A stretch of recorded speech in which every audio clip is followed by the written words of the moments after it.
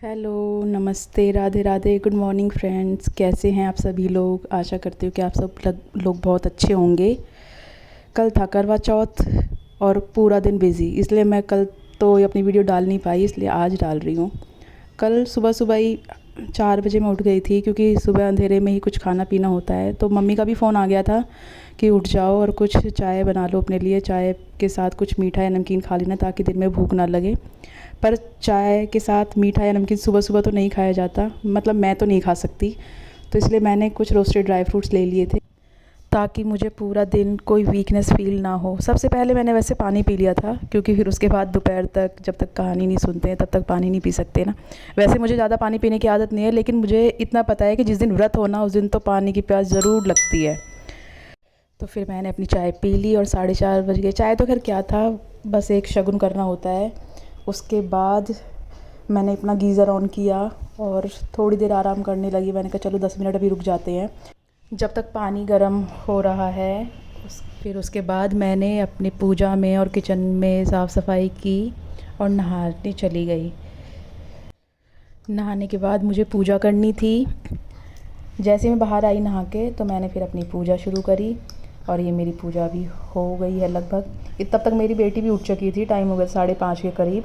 तो उसने मेरी छोटी सी एक वीडियो बना ली और यहाँ मैं अपनी पूजा पूरी करने के बाद आरती कर रही थी और वो मेरी वीडियो बना रही थी। सुबह सुबह पूजा करना बड़ा अच्छा लगता है, बड़ी मन को शांति मिलती है। बाकी तो पूरे दिन हैक्टिक में चला जाता है। ये मेरा छोटा सा क्यूट सा पूजा घर है, मुझे बहुत अच्छा लगता है। आपको कैसा लगा प्लीज़ कमेंट करके ज़रूर बताना।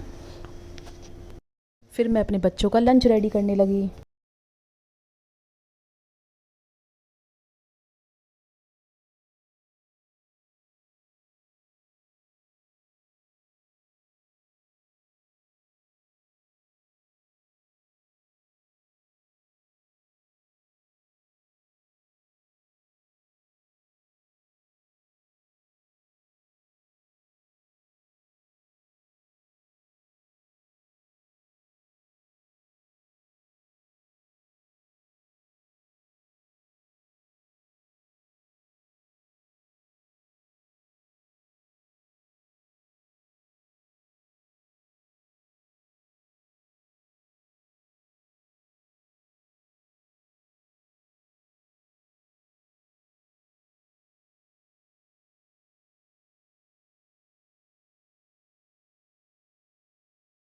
ने स्कूल के लिए कैब तक छोड़ा, उसके बाद घर आके मैं सोच रही थी कि अब क्या करूं, क्योंकि सारी फैमिली तो सोई हुई थी, ना मैं किसी के पास बैठ सकती थी, ना मेरे पास सुबह सुबह इतनी जल्दी करने के लिए कोई काम था।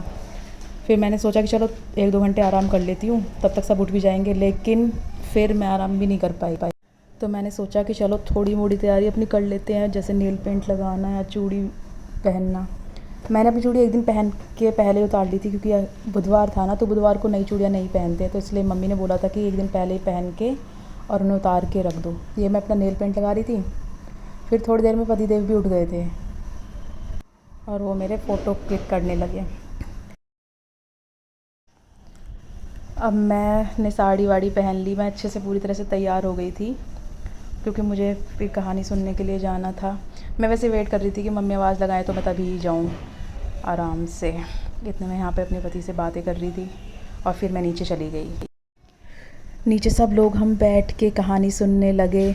मैं नीचे गई ना तो मम्मी ने एक बड़ी सी नथ पहना दी मुझे, जैसे महाराष्ट्र में पहनते हैं लेडीज़। बड़ी अच्छी लग रही थी वैसे। फिर हम कहानी सुन रहे थे, लेकिन वो बार बार गिरे जा रही थी, तो मैंने उसको उठा के रख दिया। हम लोग काफ़ी हंसी मजाक भी कर रहे थे बीच बीच में। हमने सभी ने कहानी सुनी, फिर हम सूरज को जल दे के आए और सबके पैर वैर छू के। फिर मम्मी ने जब तक चाय बना दी तो चाय और पानी वानी पी के हम काफ़ी देर तक नीचे बैठे रहे। मैं 5-5:30 बजे के बाद ऊपर आई थी। फिर मैंने अपना खाना वाना बनाना शुरू करा ताकि शाम की फिर पूजा की तैयारी हो सके। मैंने जल्दी से अपना खाना बनाया। फिर मैंने एक सुंदर सी खाने की पूरी थाली रेडी करी। इसमें मैंने बनाया था शाही पनीर, दाल पालक, रायता, खीर, आलू की सूखी सब्ज़ी, पूरी और ये कपड़े, श्रृंगार का सामान और थाली लेकर मैं चली गई नीचे। मम्मी तो मेरा वेट ही कर रही थी। मम्मी ने आसन लगा लिया था, पूजा की सारी तैयारियां कर ली थी। वैसे मम्मी बहुत काम करती है हमारी, सच में, क्योंकि इतना सारी तैयारी करना भी कोई आसान बात नहीं होती, और ख़ुद काम करके थक जाओ ना तो फिर तो मन भी नहीं करता।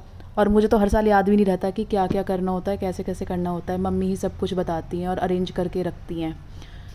फिर मैंने अपना सारा सामान नीचे रखा, मम्मी ने मुझे बताया कि क्या क्या करना होता है। ये मेरा बेटा भी आ गया। फिर मैंने जोत जलाई।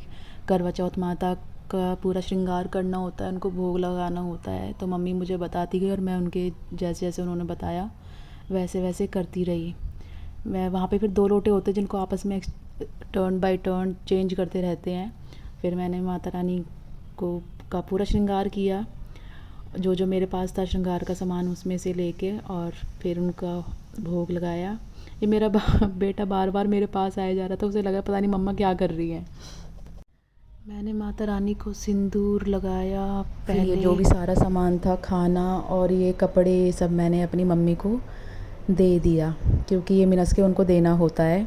फिर मेरी देवरानी आई, उन्होंने मिनस के मुझे खाना और सारा सामान दिया। ये हम सब में चलता है कि छोटे बड़े को देते हैं। फिर उसके बाद चंद्रमा आ गया और पति देव भी आ गए, तो हमने पूजा की और जैसे जैसे जो भी रिचुअल्स होते हैं उनको पूरा किया। ये वो सामने खड़े हैं और धीरे धीरे मेरे देवर वीडियो बना रहे थे और हम सब वहाँ पे एंजॉय करते, और भी थे वहाँ पे सभी लोग। तो हम सब ने पूजा की। फिर मैंने पहले चंदा जी की आरती करी, फिर अपने पति देव की आरती करी। फिर उसके बाद जल देना था, तो मैंने जल की शुरुआत करी। लेकिन मुझे मेरे पति ने याद दिलाया कि अरे पहले इस पे चावल तो डाल लो। तो मुझे फिर ध्यान आया, मैंने वो चावल जो रैप करके रखे हुए थे वो उसमें डाले और फिर चंदा जी को अर्घ दिया। पति देव थाली पकड़े हुए आराम से खड़े रहे। धीरे धीरे धीरे धीरे मैं अपना जो भी करना था करती रही, धीरे धीरे पूजा करना।